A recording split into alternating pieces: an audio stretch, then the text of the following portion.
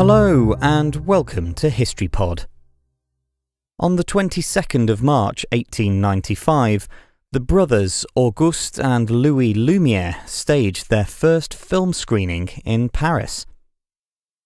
Put on for an audience of 200 invited attendees at the Society for the Development of the National Industry, the reaction to the moving black and white pictures caught the brothers by surprise.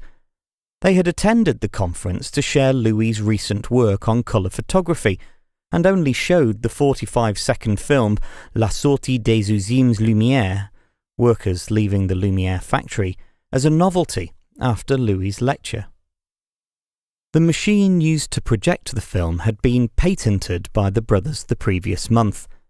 Their father owned a photographic materials factory in Lyon and told his sons about the Edison kinetoscope that he'd seen in Paris in 1894. Inspired by their father's enthusiasm for the machine, they invented the Cinématographe, which combined a camera, developer and projector into a single unit. Its drive mechanism was based on the presser foot used in sewing machines, and used a clawed gear to engage with perforations in the side of a roll of film.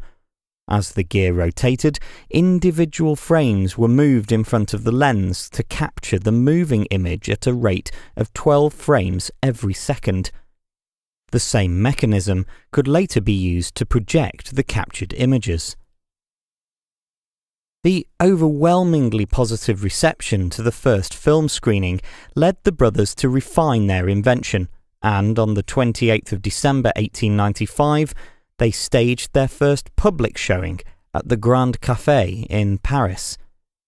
Within less than a decade, however, the brothers had withdrawn from the motion picture industry and instead turned their attention to the development of colour photography, a technology that they went on to dominate for a number of years with their autochrome process.